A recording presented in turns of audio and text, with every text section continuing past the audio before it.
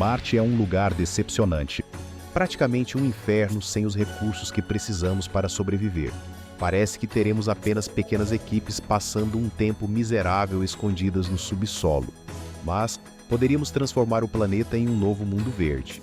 Para resolver os problemas de Marte, primeiro precisamos piorar a situação, criando oceanos de lava com lasers gigantes. Isso não é uma história de ficção científica distante. A terraformação de Marte é viável, num prazo semelhante ao que nossos ancestrais levaram para construir grandes monumentos. Se a humanidade conseguir resolver alguns de seus problemas urgentes e se aventurar no espaço para expandir pelo sistema solar, isso pode não estar tão longe assim. Então, como podemos terraformar Marte rapidamente? Bem, é complicado. Marte é árido e não possui solo para cultivo. Sua atmosfera é muito fina para respirar ou proteger contra a radiação, resultando em alto risco de câncer. Para transformá-lo em um novo lar para a humanidade, precisamos criar uma atmosfera adequada, semelhante à da Terra. Ela deve conter 21% de oxigênio, 79% de nitrogênio e uma pequena quantidade de CO2, com uma temperatura média de 14 graus Celsius e pressão abaixo de um bar. Precisamos criar oceanos e rios, e depois o solo deve ser transformado em terra fértil para abrigar a vida. Em seguida, precisamos instalar uma biosfera na superfície e implementar medidas protetoras que resistam ao tempo. Isso é desafiador, mas um grande laser facilita muito o trabalho. Desafio 1. A atmosfera. Há cerca de 4 bilhões de anos, Marte tinha uma atmosfera rica em oxigênio e vastos oceanos e rios. Ele manteve essa condição por várias centenas de milhões de anos até que foi destruída. Raios ultravioletas desintegraram os gases atmosféricos e os oceanos, que foram levados pelo vento solar. Hoje Marte é uma terra seca e estéril. Felizmente, uma quantidade considerável de água está congelada em reservatórios profundos e nas calotas polares, o suficiente para criar um oceano muito raso. Além disso, grandes quantidades de oxigênio estão ligadas a minerais nas rochas marcianas, como os óxidos de ferro que conferem à superfície sua coloração avermelhada, assim como o dióxido de carbono presente nos carbonatos. Para liberar esses gases, precisamos reverter as reações que os aprisionam, utilizando a termólise, que ocorre a temperaturas tão altas quanto na superfície do Sol. Em resumo, queremos derreter a superfície de Marte. A melhor maneira de fazer isso seria colocar lasers em órbita, direcionando seus feixes para Marte. O laser mais poderoso atualmente é o LNP, capaz de produzir feixes de 10 petawatts de potência por 1 trilionésimo de segundo. Para derreter Marte, precisaríamos de um laser 2 vezes mais potente, que funcione de maneira contínua. A maneira mais fácil seria usar um laser alimentado por energia solar, que pode ser acionado diretamente pela luz do Sol. Em seu núcleo há hastes de vidro infundidas com metal que absorvem energia e a liberam na forma de um feixe laser. Se construirmos uma matriz de espelhos no espaço, cerca de 11 vezes o tamanho dos Estados Unidos, podemos concentrar luz solar suficiente para derreter Marte. Vamos fazer isso. À medida que os lasers atingem a superfície, cerca de 750 quilos de oxigênio e um pouco de dióxido de carbono emergem de cada metro cúbico de rocha derretida.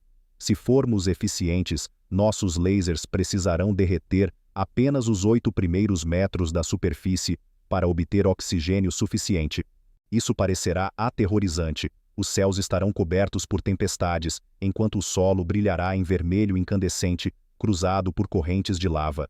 Feixes de laser incansáveis varrem a paisagem, deixando trilhas tão brilhantes que é difícil olhar. Após a passagem, o chão esfria rapidamente. Uma estranha neve cai. As cinzas de todos os elementos que se solidificam ao esfriar, como silício e ferro.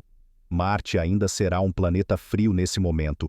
Um efeito colateral interessante desse inferno é que toda a água das calotas polares e até mesmo a água profunda sob a superfície sobe para o céu como vapor quente, formando nuvens que despejam chuvas por todo o planeta. Elas limparão os gases mais nocivos da atmosfera, como o cloro, e removerão elementos prejudiciais que se acumularam na superfície. No final, elas formarão oceanos rasos, mais salgados do que os da Terra. Pode ser necessário fazer uma limpeza extra depois disso, Levaria cerca de 50 anos de lasers contínuos para criar nossa atmosfera rica em oxigênio. Poderíamos aproveitar essa oportunidade para escavar mais fundo em alguns locais e criar bacias para oceanos salgados ou rios, preservando características notáveis como Mons Olympus e Valles Marineris. No entanto, ainda não terminamos. A atmosfera resultante seria quase 100% oxigênio e apenas 0,2 bar de pressão. É difícil respirar e extremamente inflamável. Para torná-la semelhante à da Terra e muito mais segura, precisaríamos adicionar uma quantidade considerável de nitrogênio, que Marte infelizmente não possui. Teríamos que importá-lo.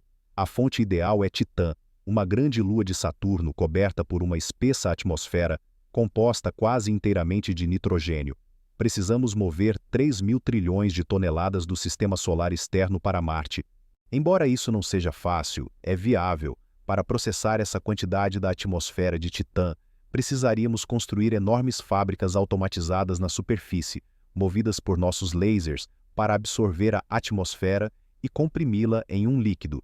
Esse líquido seria bombeado para tanques em formato de bala, que seriam lançados até o planeta vermelho, onde explodiriam e se misturariam com o oxigênio. Já conseguimos enviar missões individuais para Saturno em apenas alguns anos. Com recursos suficientes, essa tarefa poderia ser concluída em 2 gerações. É claro que seria muito mais conveniente ter nitrogênio sobrando da terraformação de Vênus ao mesmo tempo. Explicamos isso em detalhes em outro vídeo. Assim, cerca de um século após o início do processo de terraformação, teríamos uma atmosfera respirável com os gases adequados. Se o CO2 liberado não for suficiente para aquecer o planeta a temperaturas que conseguimos suportar, poderíamos adicionar alguns gases superpotentes de efeito estufa. Nesse ponto, Marte pareceria uma mármore negra devido a toda a lava resfriada, pontilhada por oceanos em crescimento e manchas vermelhas onde a superfície antiga permanece intacta. Ainda seria um deserto, não melhor do que um deserto da Terra. Precisamos preenchê-lo com vida. Desafio 2. Biosfera. Instalar uma biosfera em um novo planeta é extremamente desafiador. Interações inesperadas entre espécies ou doenças súbitas podem desestabilizá-la a ponto de colapsar. Provavelmente começaríamos semeando nossos jovens oceanos com fitoplânctons. Sem competição, eles floresceriam rapidamente, preenchendo os oceanos e se tornando a base de uma cadeia alimentar aquática.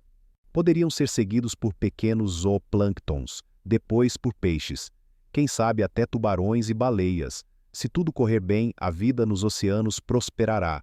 A vida terrestre é mais complicada. As plantas precisam de solo rico em nutrientes para enraizar. Mas a maior parte da superfície é composta de restos de lava solidificada e cinzas. Poderíamos esperar milhares de anos para que água e vento desgastassem isso em areias finas ou tentar fazer isso manualmente. Mas queremos ser rápidos, e temos um grande laser. Alternar rapidamente o feixe de laser faria com que o solo aquecesse e contraísse rapidamente, quebrando-o em pedaços cada vez menores. Adicionando um pouco de água, obtemos uma espécie de lama escura. Nesse lodo podemos misturar fungos e bactérias fixadoras de nitrogênio. Elas são capazes de absorver nitrogênio e convertê-lo em compostos nitratos que alimentam as plantas. As primeiras plantas que queremos trazer são nativas de ilhas vulcânicas na Terra, pois são perfeitamente adaptadas ao terreno marciano devastado pelos lasers. Eventualmente, a lama enriquecida se tornaria a base para campos de grama e florestas. Com a gravidade reduzida de Marte, as árvores podem crescer muito altas rapidamente.